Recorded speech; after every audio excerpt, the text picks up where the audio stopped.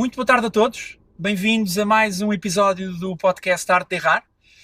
Hoje temos connosco António Sala e eu começaria por dizer que apresentar o António Sala é provavelmente das coisas mais fáceis que eu já fiz, porque o António acho que dispensa apresentações. António, muito bem-vindo, muito obrigado por estares aqui, por teres aceitado o nosso convite. Eu é que agradeço o convite. És um homem da rádio, um homem da televisão. Passaste pelo... Há uns anos atrás dizia-se também, quando se dizia isto, da rádio, televisão e da cassete pirata. E da cassete pirata. Agora já os miúdos nem sabem o que é uma cassete. Dizia há pouco, não marcaste uma geração, e o Francisco dizia bem, marcaste muitas gerações, é um facto. Todos nós temos recordações, eu tenho recordações de infância do teu trabalho. De outra forma, eu acho que também abriste muitas portas àquilo que é hoje a comunicação na rádio e na televisão e ao muito bom trabalho que hoje se faz nestas duas plataformas. Tu foste um dos pioneiros nesta área. Dito isto, sentes que com esta carreira tão vasta e com tanta coisa que tens feito até agora, cometeste algum erro no sentido em olhar para a tua carreira e dizer, epá, eu gostava de ter feito isto nesta área e não fiz? Fiz coisas. Mas muito obrigado por todo esse introito, que é magnífico, já valeu a pena. Para além do prazer de vir com vocês, mas vale a pena. Vamos começar então na outra fase, que eu terei marcado, hipoteticamente, algumas gerações. Há gerações que foram marcadas, e eu tenho consciência que foi de uma forma voluntária, porque as pessoas queriam ouvir. Voluntariamente sintonizavam, ouviam, viam, e isso era uma escolha pessoal e isso deixa-me muito feliz. Depois há uma geração diferente, se calhar é mais a tua, e se calhar do Francisco também, que era uma geração que ouviu que era obrigado, porque os pais de manhã para os levar para a escola levavam o rádio ali. Nem que vocês quisessem ouvir outra coisa, a mãe ou o pai dizia, não, deixa estar aí, eu quero ouvir isto. De maneira que é engraçado, porque ainda há pouco tempo eu tive uma situação gira, que foi um indivíduo na rua que veio ter comigo, rapaz, e disse uma coisa muito gira, disse, olha, eu peço desculpa, eu estava a vir, disse assim, não tenho de ter com ele, eu tenho de dizer isto. Sabe que eu tenho uma imagem de si, de manhã, de quando eu era jovem, porque a minha mãe punha logo o rádio, acordava com a sua voz e com o seu programa. Isso marca. E dizia ele, mas para mim aquilo era uma chantez, eu sabia que assim, tinha de levantar, tinha de ir para a escola e tudo mais. Passados estes anos todos, e agora sou adulto, eu recordo isso com uma memória tão vívida, tão ternurenta e tão boa, que eu agora quando o vi eu disse, eu tenho de dizer obrigado. E nostálgica também. É uma certa nostalgia. Eu nunca pensei em ser locutor, nunca pensei em ser comunicador, eu queria ser ator e queria ser realizador de cinema. Ator, ainda bem que não fui, mas comecei na rádio como ator, é engraçado. Que havia na altura uma coisa que vocês não se lembram, que eram as radionovelas. E eu achei que aquilo seria uma boa oportunidade para eu começar. Começo aqui e depois passo para o palco. E então concorri, passei nos testes, não sei como, e depois houve um teste final. E no teste final eu falhei redondamente, agora um canastrão, quer dizer, tenho mesmo gente que vale a pena, não tenho. E a Dona Maria Leonor, que era grande locutora da antiga emissora nacional, eu tinha 16 anos, atenção, já era um grito na altura, saudades, e ela chama-me e diz-me assim, miúdo, anda cá. E ela quando diz anda cá, eu fiquei, disse, ui, já está, já passei. E chegou ao pé dela e ela diz-me assim, olha, sabes que tu não tens muito jeito para representar. E aquilo foi uma coisa. E então ela diz-me que, olha, tu não tens jeito para teatro, mas só uma coisa, tens uma voz muito própria, uma característica muito própria, e a tua prova de improviso foi a melhor de todas. Tu, se quiseres, podes vir a ser um bom comunicador, podes vir a ser um bom locutor de rádio. Mas aquilo não me acalentou nada. Eu cheguei a casa e contei isto à minha mãe, muito desiludido, e a minha mãe diz, mas quem é que disse isso? E eu disse, foi a Dona Leonor, a locutora-chefe daqui, mas tu tens consciência que é essa senhora? Essa senhora é bem a locutora portuguesa. É uma pessoa culta, uma pessoa... E era uma pessoa de um destaque incrível. Ainda hoje, Dona Maria Leonor, marca na rádio e na locução aquilo, sei lá, que o Rui Carvalho, o Inês Melhores, que eu falei há bocado, marcam no teatro. E ela diz, mas uma pessoa dessas diz-te isto e tu vens triste para casa.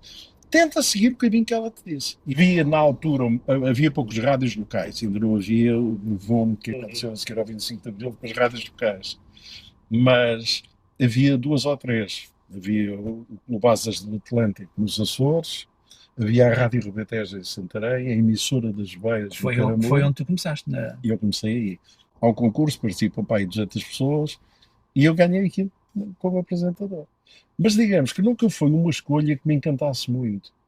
E para mim era sempre a entrada e uma forma de estar Na neste comunicação. ambiente, na comunicação, mas os meus objetivos eram outros, só que me apaixonei. A minha cara tornou-se conhecida pela televisão, mas a minha voz e a minha alma é para a São rádio. inconfundíveis. A rádio é uma coisa muito intimista. Depois, enquanto na televisão nós dependemos de muita coisa, minimamente há que ser bonito, ou pelo menos não muito feio, há que saber vestir, há uma série de coisas. A rádio nós podemos fazê-la, não digo em cuecas, mas quer dizer, estamos à vontade. Cantamos com nós próprios. É, Como é que foi fazer rádio e estar no mundo da comunicação antes do 25 de Abril?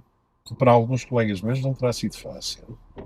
Para mim não foi muito difícil, por isso eu não estava na área da informação, estava na área dos recreativos, dos programas chamados de entretenimento. Aí as coisas eram muito mais fáceis e nós não sentíamos o peso. Não sentias a censura? Sentia-se a censura quando há alguns discos nós percebíamos que eram perfeitamente incómodos e que se os tocássemos aquilo ia dar a volta. Durante o tempo todo que estive na Renascença, eu nunca senti a chamada proibição. Até havia aquela história, havia uma lista de discos proibidos. Não, havia uma lista que eles aconselhavam que eram de temas, não era de cantores, atenção. Passava lá o Luís Cílio, passava o Sérgio Godinho, eles passavam todos. Agora, havia temas que, marcadamente, iam contra aquilo que se chama a orientação e a filosofia doutrinal da Igreja. Até percebo. Vamos lá ver, a Renascença é uma estação privada e que defende determinado tipo de valores, e é a emissora católica portuguesa. Agora, eu nunca senti isso. Agora senti que havia temas que realmente Que não não tabus. eram considerados. Eu sou franco, mas eu borrifei-me sempre nisso e toquei sempre. Nunca sentiste represálias por parte de quem mandava no país na altura? Não, senti, mas ainda não estava na Renascença, estava na RDP. E ia fazer o programa da manhã, que era o antigo programa da manhã da emissora nacional, agora é a RDP, que era, hoje é a Antena 1. Eu era o realizador e apresentador do programa da manhã. E senti, eu, por exemplo, tive um processo disciplinar que avançou e que eles queriam quase um despedimento por justa causa, porque na altura ainda, quase no verão quente, eu de manhã toquei a Mali. E portanto, tocar a Mali na altura, que era uma cantora, que era fascista, que era não sei o quê, Ficou contada. Isto hoje dá-nos a todos muita vontade de rir, mas atenção, na altura Foi complicado. era mesmo complicado. Portanto, não foi uma transição suave do Estado Novo para a democracia. Não. E eu sou convidado, por acaso, por um socialista fantástico, que era o Igrejas Queiro, um grande nome da rádio, que foi diretor de programas, e que teve uma conversa muito gira comigo. De vez em quando íamos almoçar, e há um dia que num almoço ele diz-me assim: António, eu tenho um convite para te fazer. Então o que é? Sabe que eu gosto muito de ir almoçar consigo para ser mais divertido. É tipo simpático de conversar à mesa e tal. Eu gosto imenso, pá. Quando venho almoçar consigo eu já sei que é um almoço. A comida pode não ser a melhor, mas o ambiente é muito bom. Mas quer dizer uma coisa, você, ao microfone é um chato, é convencional, é não sei o quê. E eu tenho um desafio para fazer que é você pegar e ser o realizador e apresentador do programa da manhã, mas não quero lá o tipo de microfone habitual, quero o sala que vai comigo aos almoços a fazer isso. Eu realmente vinha de uma escola, que era a escola anterior, em que a rádio era muito formatada. Muito formal. Era muito formal. Era uma rádio engravatada. Sim. O ouvinte era Ninguém se interrompia uns aos outros, que era uma das coisas que eu notei da diferença. Hoje em dia as pessoas interrompem-se umas às outras. Rodrigo, o ouvinte era tratado por estimado ouvinte. Senhores rádio ouvintes, caríssimos ouvintes. E eu pertenço a uma geração que fiz os primeiros tipos a dizer e dizia olá, bom dia, amigos. Quer dizer, como é que foram as primeiras reações? As primeiras reações foram muito diversas. Media-se audiências na altura, como é que foi o feedback? A reação vai-se manifestar nesta conversa. O meu administrador, a determinada altura, chama-me e diz-me assim: António, diga-me lá uma coisa. Você tem consciência que quando está a falar de manhã, está a falar para pessoas de vários escalões, não só etários, mas sociais também. Você está a falar para um taxista, mas ao mesmo tempo pode estar a ser ouvido por um quadro superior do CEO de uma empresa. Você, olá amigos, acha que ele é seu amigo? E eu não, depois fiquei assim e disse: vamos lá ver uma coisa, não há obrigatoriedade, ninguém obriga ninguém a ouvir uma estação de rádio. E se o indivíduo, seja ele o que for, tenha qual for a sua posição, se ele escolhe e me escolhe para estar ali, à partida ali hoje não são Ali qualquer qualquer, coisa. vou considerá-lo um amigo. Não é? Eu percebi que foi um grande condutor. Numa entrevista que lhe fizeram, ele disse uma coisa que eu nunca mais esqueci. O que é que ele gostava um dia que desaparecesse, que as pessoas, quando passassem no cemitério e vissem a capa dele, dissessem sobre ele. Que ele era um grande doutor, que ele era um grande. E este não. As maiores elogios que podem dizer que é este. Era o mestre Coelho. E eu vou na linha dele, acho que sim, que é a melhor coisa que podem dizer. Houve uma altura da tua vida em que passaste a fazer uma parceria durante muitos anos com o Olga Cardoso. Mera casa. Engraçado. Podes também contar esta. O meu ponto de arranque é este. A Olga também era um furacão, era uma força da natureza. Vocês, no teu entendimento, vocês complementavam-se? Era a loucura liberta? Como é que tu definias esta relação que foi criada e que ainda hoje deixa saudades a muita gente?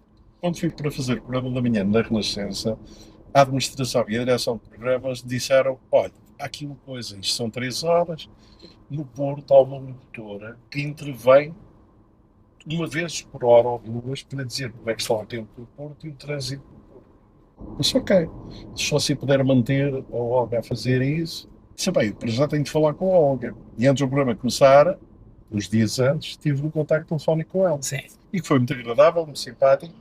E eu foi uma reação espontânea, sangrando, não ia com aquilo preparado. E eu disse: Olga, vamos fazer assim, nós vamos começar, imagina, porque era na semana seguinte, na segunda-feira, você te costuma depois, eu tenho uma intervenção mais ou menos às 7 e não sei o quê, às 8 e não sei o quê, às 9 e não sei o quê. E eu disse: posso pedir o favor, tenha os escutadores na cabecinha, esteja sempre pronto para ligar o seu microfone, leve meia dúzia de discos, assim, gosta, e vamos conversar. E essas intervenções fixas sobre isso, vai fazê-las na mesma.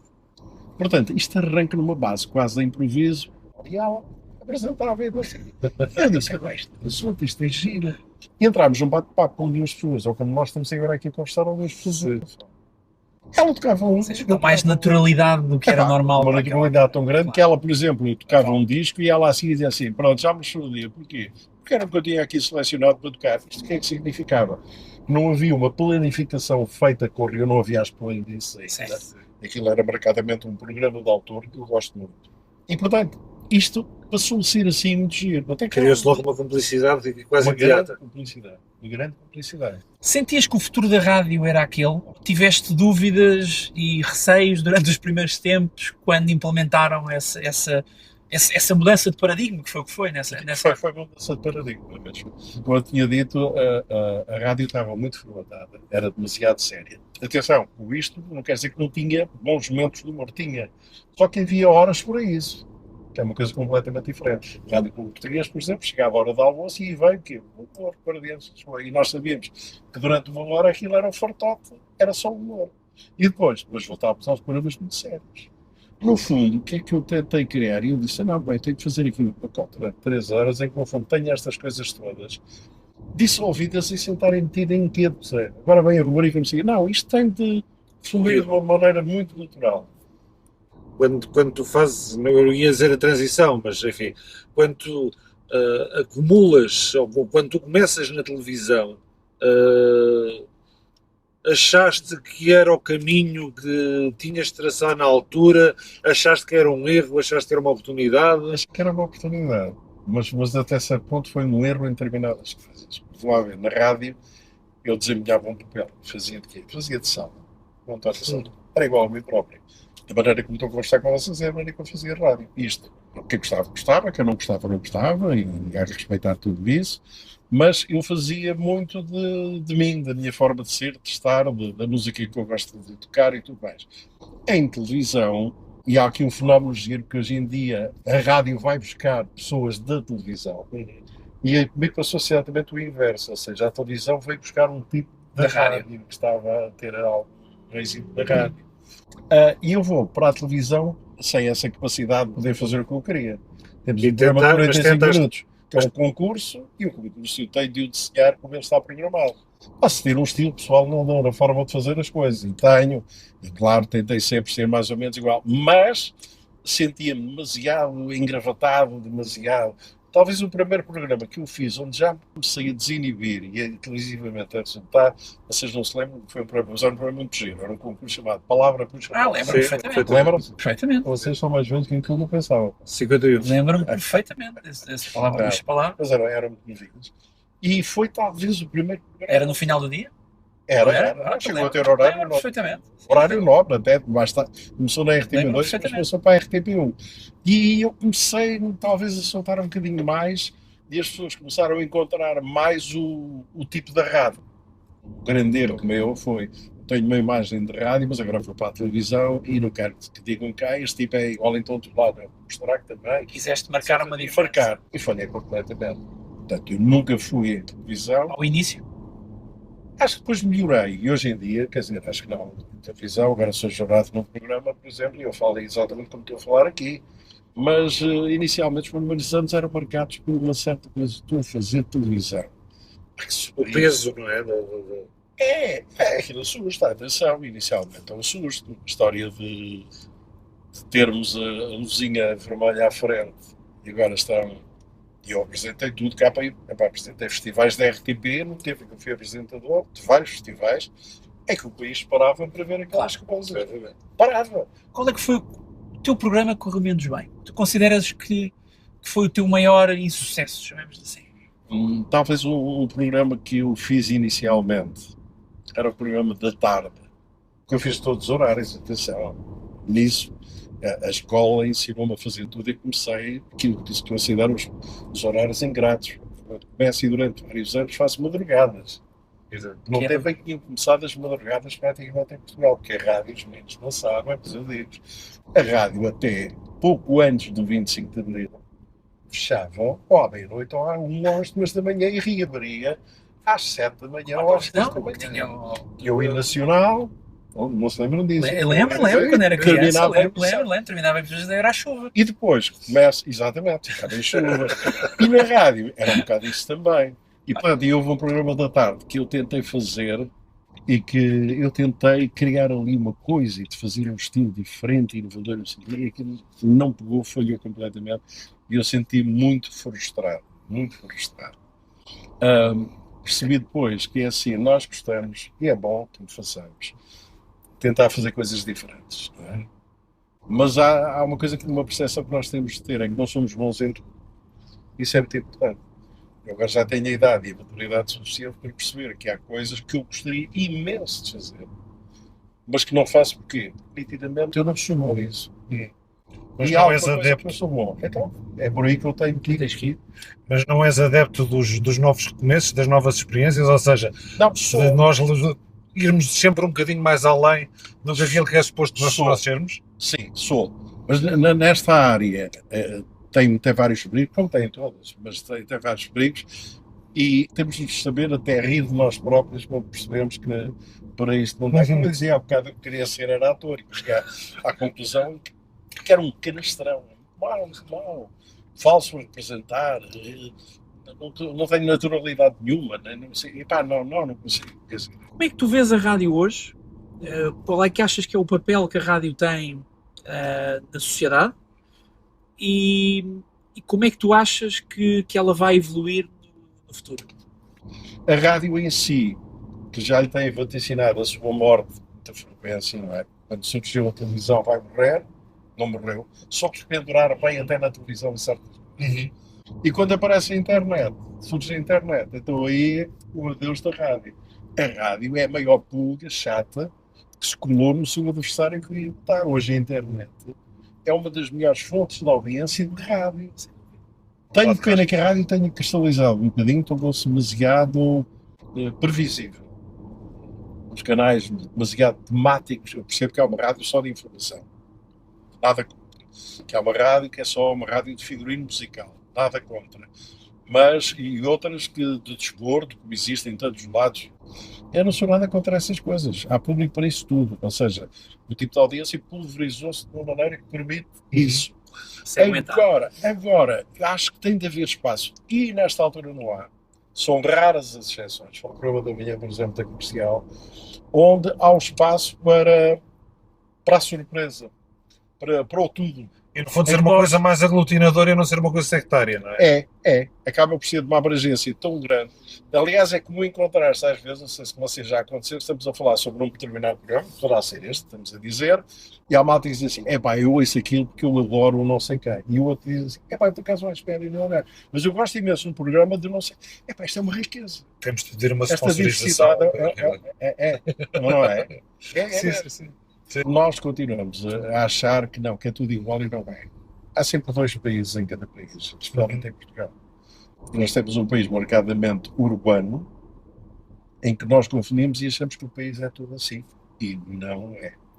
Esta realidade para mim foi mudada porque eu mudei.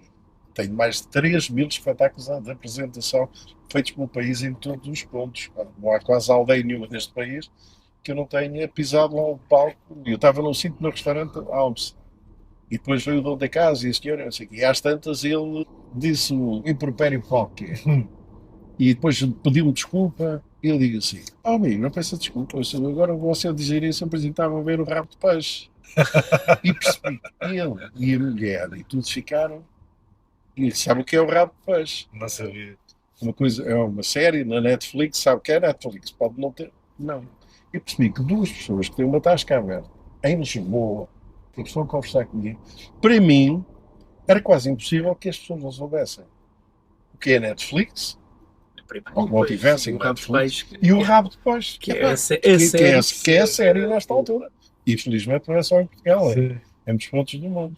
Há alguma coisa que tu te arrependas enfim, fazendo aqui um bocadinho o paralelismo, há atores de Hollywood bastante conhecidos, já com uma carreira muito longa também, quando olham para trás e lhes perguntam como é que decidiste fazer este filme e sabendo que o filme correu mal, ou seja, como é que tu, olhando hoje para trás, sentes que o teu critério de escolha dos projetos em que te ias envolvendo, como é que esse critério foi evoluindo e o que é que mudavas se fosse hoje nessa escolha desses critérios? Eu mudava algumas coisas, fiz erros. Por exemplo, uma campanha publicitária que eu fiz, mas depois temos de recuar no tempo e perceber. E contextualizar. Pagou a minha casa que eu tinha acabado de comprar e iria andar a pagá-la durante 25 anos e paguei num ano. Chamadas pulseiras Tucson, que eram as bolinhas de lado. Que era por causa da circulação. Exatamente. E eu fui a imagem daquilo. E era eu a imagem das pulseiras. E eu não queria fazer isso. Era anos 80. Anos 80, início dos anos 80. Meados dos anos 80. Eram assim douradas, como as bolinhas. E eu não queria fazer aquilo. Percebi logo que aquilo era e da maneira que era e tudo mais. E eles disseram, mas a sala, faça-nos um favor, faça-me uma proposta. E tu disseste um número absurdo. E eu disse, está bem, vou pensar. E numa conversa que eu tive com a minha mulher, ela diz, olha, quanto para pagar a casa, não sei o quê. E eu disse, bem, isso também é exagero, não posso pedir isso. Mas pedi quase. Assim, eram números um bocado obscenos e para a altura era. E os senhores nem pestanejaram e disseram que sim, vamos embora. Era uma empresa espanhola. Claro. Em Espanha quem fazia isto era uma grande doutora espanhola chamada Encarna Sanches. Eles quiseram seguir a mesma E eles quiseram seguir a filosofia em Portugal e perguntaram, que eles eram espanhóis, não percebiam nada disto. Quem é a pessoa cá em Quem Portugal? é cá, o tipo de quê? É aquele. Pronto, fantástico. E assim foi. Mas se me perguntaste, me arrependo. Na altura foi mal para mim em termos de imagem, os comentários a nível de imprensa foram péssimos, a gozação mesmo, por vezes até na rua e tudo. Não quero uma gozação honesta, quer dizer, não é aquele género passar por mim e dizer assim, nossa sala, não. É o grupo do outro lado da rua, dos rapazes que vão passar e dizem, opa, olha a pulseira e tal, e não sei o quê. Mas sendo de facto uma pessoa que também vivia da tua imagem, não é? Afetou um bocado. Como a história que eu falei há bocado do Benfica, eu sei que durante os tempos afetou a minha imagem. Acima de tudo, porque foi logo mais, fui a direção do Boris. E depois porque houve uma altura em que começaram as grandes suspeitas de que haveria realmente, e havia sinais de criminalidade e até de roubo ali dentro, coisa do género. E na primeira fase, quando as coisas ainda não estão investigadas, quando o judiciário ainda não chegou a conclusões, entra tudo no mesmo pacote, claro. Ou seja, todos são alvos, todos são suspeitos. Claro. E, portanto, isso foi uma coisa que para mim foi que sou um indivíduo nesse aspecto, aí sim, sobre o convencional internacional. E a seriedade para mim é importante, como a lealdade. Há valores que para mim são basilares. E isso foi terrível. Portanto, considero uma das páginas e um dos erros mais negros que eu alguma vez cometi na minha vida. Mas foi por paixão clubística absoluta. Claro. Na altura não havia as SADs, que eram os vice-presidentes. Eram sujeitos que roubavam tempo à família, ao seu tempo, ao seu lazer, à sua rotina das coisas boas que gostam de fazer, para estar num clube onde não são remunerados, ninguém era remunerado. Acho que o presidente se remunerava a ele e bem, mas são outras Eu há bocado dizia ao Rodrigo que uma das poucas ou uma das qualidades que o Wally Azevedo tinha é que ele era acima de tudo um charme. E portanto, Não, ele era altamente sedutor. Aliás, era eu com era ele. um grande amigo que eu confiava muito, conhecia-o enquanto advogado e disse: pá, este indivíduo é um tipo super charmoso, é um indivíduo que tem umas ideias incríveis, pá, e ele pediu-me que gostava de almoçar contigo. Mas que é? E eu me disse: senhor. E pronto, e aceitei o convite para ir almoçar com ele. E percebi que ele me queria fazer um convite. E o convite era exatamente para fazer parte da lista dele e ser vice-presidente dos vice-presidentes. E a minha resposta foi não. E ele disse: mas, António, faça-me um favor, ouça-me até ao final do almoço. E começou-me a dizer coisas do estilo que eu pensava há muitos anos, que era: você sabe que hoje em dia não são as receitas de bilheteira que aguentam um clube. O clube o que faz é a sua força em termos comerciais, é a sua força de imagem, é a televisão, acima de tudo os direitos televisivos, se calhar ter um canal próprio e abandonar por completo uma coisa que são a dependência que o Benfica tem, que está hipotecada para uma data de anos, pedindo dinheiro para as suas necessidades e adiantamentos dos dinheiros da televisão, nomeadamente dos direitos. Quando aquilo rebentou, sentiste que foi um erro ou acima de tudo sentiste que foste usado? Sentimos todos, e penso que posso falar por todos, que fomos usados, mas atenção, fomos todos vítimas de uma coisa. Ele é um gênio, só que é um gênio do mal. Portanto, mas o tipo era genial. Tu sentes que ele foi mudando e que se foi deslumbrando com o poder, Eu acho que ele ou sempre foi assim e entrou com sempre foi assim. Foi a pessoa que eu vi e que até hoje conheci na minha vida, que mentia com mais convicção. Ele chegava a dizer coisas que nós sabíamos perfeitamente que eram mentira, porque nós tínhamos estado, assistimos e não tinha sido nada daquilo, e ele dizia aquilo de uma maneira tão convicta, eu sei que as pessoas diziam, Vacilavam. mais que vacilavam, acreditavam. Eu nunca mais me esqueço disto. Há um dia em que nós estamos numa reunião de direção e começou cedo, meio da manhã, não saímos de lá. Foram pedidas umas sandes, umas coisas para nós bebermos e uns refrescos e umas águas para bebermos e continuámos a reunião e, portanto, estivemos sempre lá. A determinada altura, o chefe de gabinete dele entra na sala e diz: precisam de ouvir a TSF. E ele: mas o que é que se passa? Pá, ouçam a TSF. A TSF está a dar, a esta altura, a indicação de que tu estás na Polícia Judiciária e que estás aí salvado pelos colaboradores preso. E ele diz: eu? Sim, agora mesmo. Esperámos pela meia hora, que já faltaria pouco tempo, lembro sempre depois que era um noticiário de meia hora, e à meia hora lá estava. E ele olha para nós, e havia nesse dia dois companheiros, dois colegas que iam pedir a sua demissão. E ele sabia que eles iam apresentar a sua demissão, o que faria cair A direção. que não havia quórum. E ele olha para todos nós com o ar mais coisa e diz: olha, se quiserem acreditar nisto, é como tudo que tenho ouvido e que tenho lido nos últimos dias, portanto, eu não estou aqui com vocês, eu estou não sei o quê. E todos nós ficámos assim, sentimos até um instinto de revolta. Realmente, isto é perseguição, é demais. Aqui para nós, mais tarde viemos a saber, e depois nas alegações finais de tudo, que alguém mandado por ele tinha sido a pessoa que tinha dado Informação.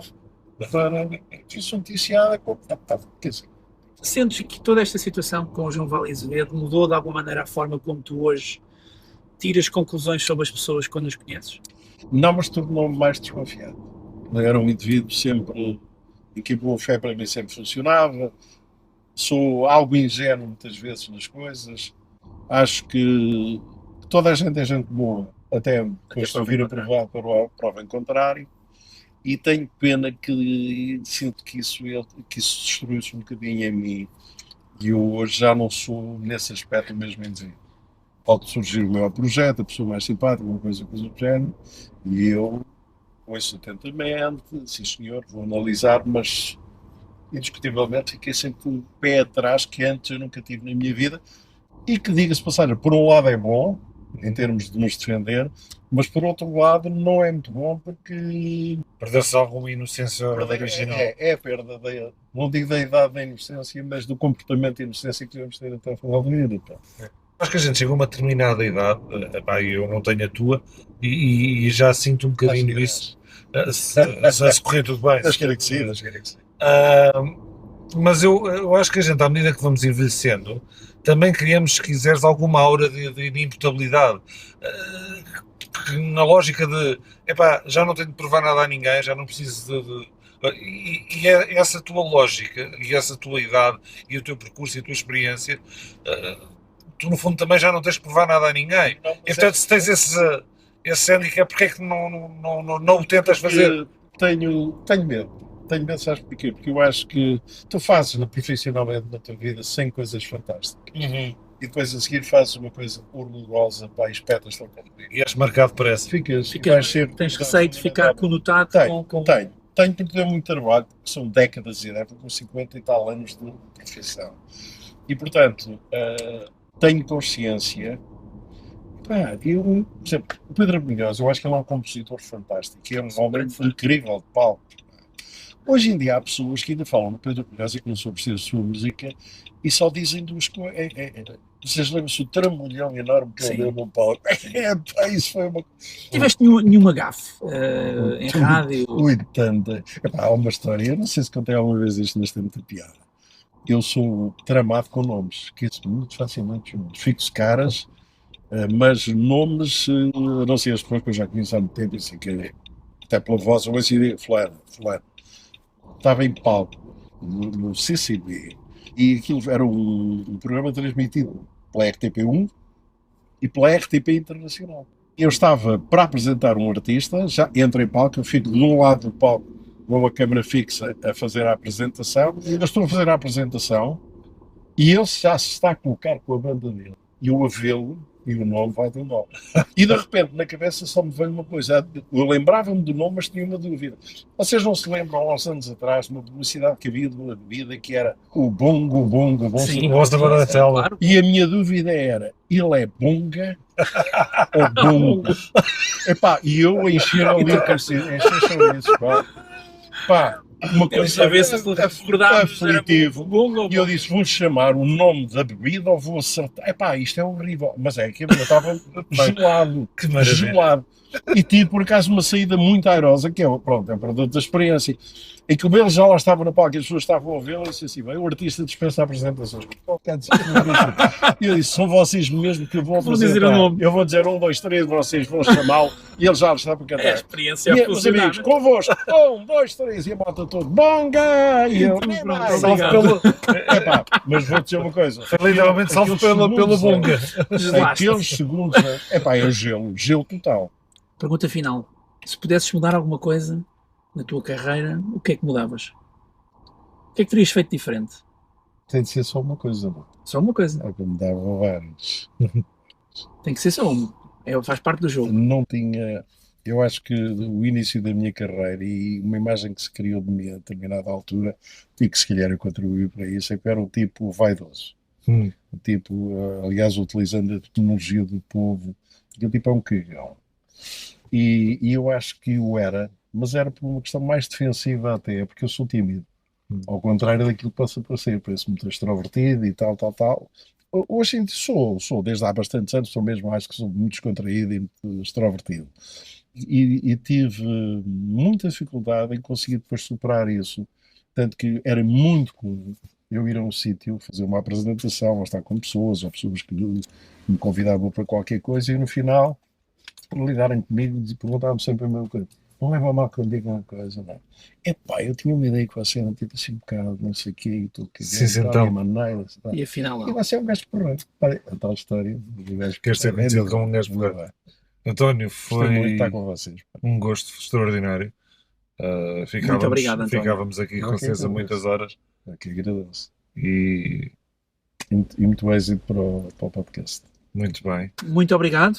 A vocês, muito obrigado por terem assistido.